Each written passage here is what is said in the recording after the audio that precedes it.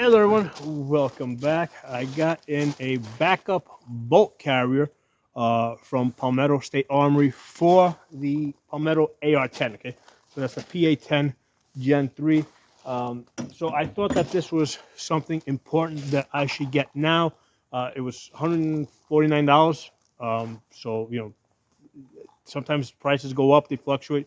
$149 seems like a pretty decent price for this. Um, with the AR-10s, because ever since I bought this AR-10, I've been binge watching other people's videos. Most of the problems seem related to the gas system, okay?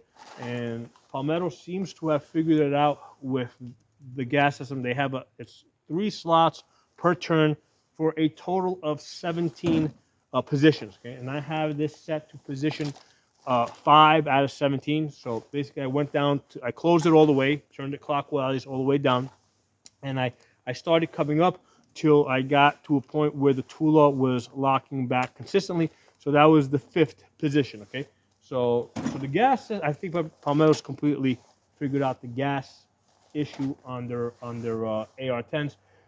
So what's the next most likely thing that might break?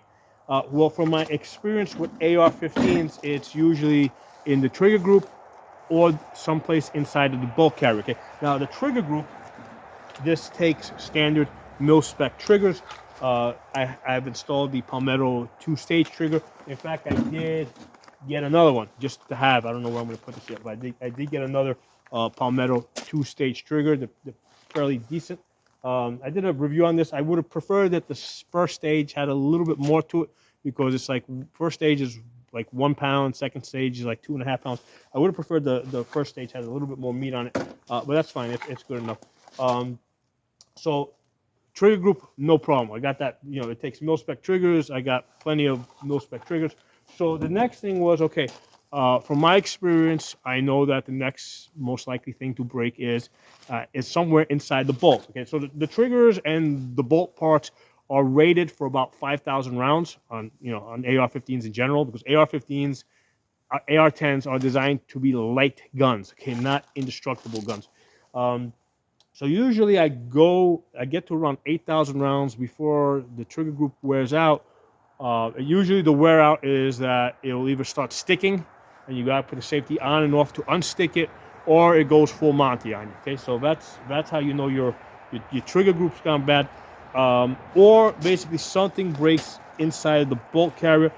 It might be the extractor, it might be the firing pin, and I've actually found firing pins that were broken in like 3 sections, and it was still working because the firing pin runs in the channel. Okay, so you can still get some mileage out of your firing pin. But so yeah, it's usually extractors, firing pins, gas rings. Those are the typical things that will break. I haven't had a cotter pin go bad, but you can lose a cotter pin, so that's something you would want to have extra. I've never had an issue with the gas key coming loose or anything like that. But all the same, I said, hey, well, the first thing I did is I did get a Wilson Combat firing pin. That was like I ordered that like the same week I ordered the AR-10, just because I've broken these before, right? So I got one. This was only $20. So I said, hey, let me get an extra firing pin. So then it's like, okay, I would like to have extra extractors, extra gas rings, and it's like, okay, the problem with AR-10s is the parts are not standardized. So it's like, okay, what do I get? How do I know that it's going to fit what's in there? And the easiest, cheapest option seemed to be to just buy a second bolt carrier as a backup. Okay, so this whole thing was $149, and then it's end of the year, December 2023. So I got free shipping, so that worked great. So I got the extra carrier, and here's the thing: that if anything is going to break, it's going to usually be the trigger group or something inside the bolt carrier with the high round counts. Okay? Now, with AR-15s, it's like, first of all, most people have lots of AR-15s, so they, you can have, you can share parts between them. Okay, AR-10s, people usually don't have lots of AR-10s. Okay, so that's why it became even more important for me to make sure I had another bolt carrier. Now, the other thing that kind of went in my mind is, because AR-10s are not standardized, There's a chance that down the road, Palmetto might change this design, okay? Because this PA-10 Gen 3 is the receiver. It's got a long receiver, a long bolt. So down the road, they might decide to, to come up with a Gen 4 or something that lightens this up, okay? Ruger S4 is about the same size and weight as your standard AR-15. Okay, now Ruger S4 has gas system problems. Okay, there's lots of videos out there with the gas system problems, but eventually Ruger's going to figure that out. Okay, now Ruger S4s go for something like $1,100, $1,200, $1,300, so they are a lot more expensive. But at some point, Ruger might figure out that they will sell more of them if they fix the gas problem and lower the price. Okay, so and here's the thing: the Ruger MPR, right? Ruger MPR is like one of my favorite AR-15s. Okay, so Ruger does make a great AR-15. It's a matter of time before Ruger makes a great AR-10. Okay, and once they figure out the gas problem and the price problem, now they're going to have an AR-10 that is, let's say, same price as Palmetto, but lighter. Okay, people are going to start buying the Ruger. So I think at some point in the future, Palmetto is going to start feeling some pressure to come up with a lighter design. Okay, and I don't know if that's going to be 3 years down the road, 5 years down the road, 10 years down the road. At some point, I think they're going to come up with a lighter AR-10. And when they do that, I think it's going to be harder to get a bolt or bolt parts for this Palmetto AR-10. So that's why I thought it a good idea to get an extra one now while they're mass producing them, while it's relatively cheap. And I've had, here's the thing, guys, I've got two Sega 12s, right? Sega 12s are now like collectible items, right? But they got broken bolt carriers, okay? Because Sega never imported extra parts for the Sega 12. So I got two Sega 12s they've each got something like 30,000 rounds each, but the guns are great other than the fact that they got broken bolt carriers. And the problem is you can't, they're no longer making them, so you can't get them. So I don't want to end up in that situation ever again. So that's why anytime I get a gun, it's like, okay, what are the parts that are most likely to break? What is this a gun that at some point there's a good chance it might be discontinued? AR-15s, no chance they'll ever be discontinued. I mean, there's just so many of them out there. It's a proven design. It's a fully developed design on AR-15s, right? They've tried gas piston systems. They keep coming back to the impingement systems. So that is a fully developed design. The AR-10, on the other hand, is continuing to develop. Okay, so there's going to be a lot more development. So that's why it made sense to get another bolt carrier now. So what I want to do now is I want to test it out. So what we're going to do is we're going to take this out, and we're going to take this out. Okay, so that's the one that's been in there. And here we can take I ran it for almost like 2 weeks without any oil. I finally got around to, I did put some oil on it, but just showing it to you guys so you can see where marks are, if there are any. Okay. So I'm not gonna oil this initially. I'm gonna let this just run like this. Eventually, I'm gonna go back and switch them. Now they did have a nickel boron one, which was like $20 more. I decided to stay with the same one. For one reason, I was looking up other people's reviews on it and even experts' opinions on it, and a lot of them seem to say that the nickel boron one really didn't do anything that much better.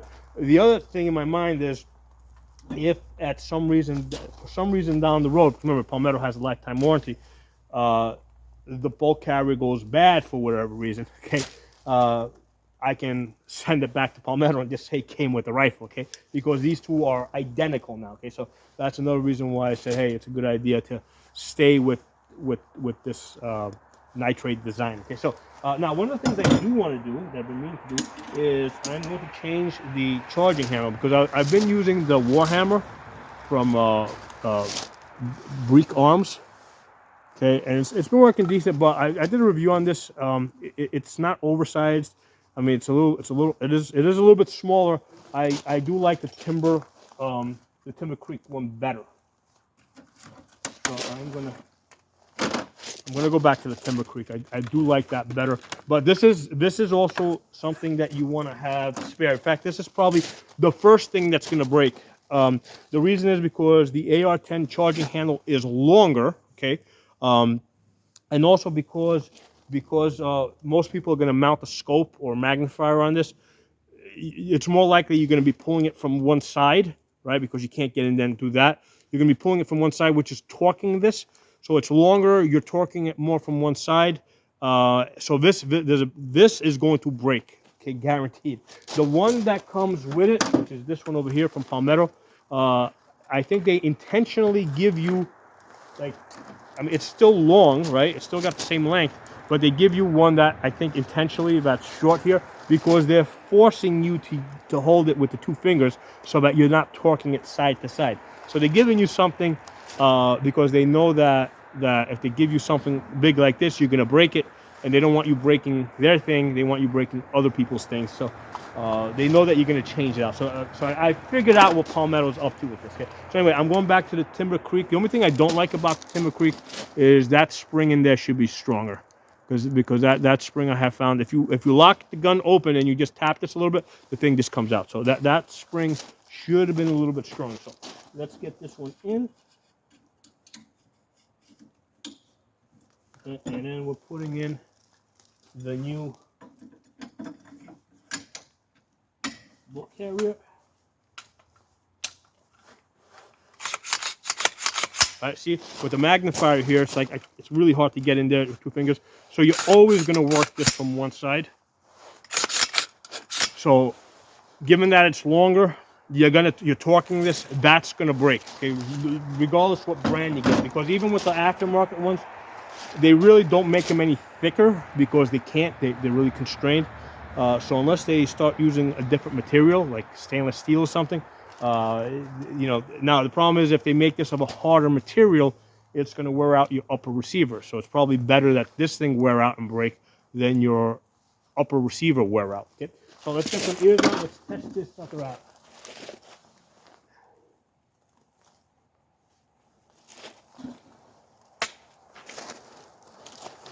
Open.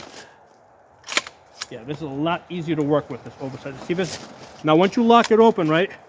See what I mean? With the Timber Creeks, just tap this and this thing's like in your face. So that spring needs to be stronger. I'm hoping that Timber Creek sees the review I did on this and fixes that problem. And maybe even send me out a replacement. Okay, so get out of here.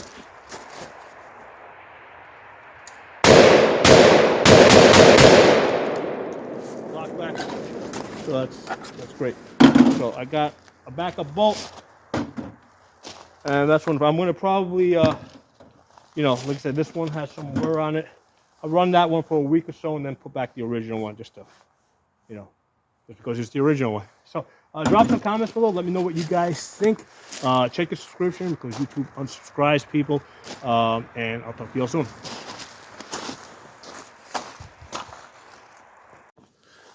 Anyway, I thought I should give you guys a quick close-up of the official name on this. I mean, I don't think right now at this point there's any difficulty, because if you go to Palmetto's website and you look up AR-10 bolt, this is the only thing this comes up, and the nickel boron. Okay, so at this point, right, there's no confusion, but down the road there might be. I believe that the maker of this is Toolcraft, and I did go to Toolcraft's website trying to find, I actually even sent them an email trying to find gas rings, extractors, and I didn't see anything on their website. I sent them an email, haven't gotten a response back. It seems like, from what I saw at the website, it seems like they don't direct sell, unless I missed it. But if you guys have any information on where to get gas rings and extractors that will fit these bolts, please put it in the comments below. Okay, talk to you all soon.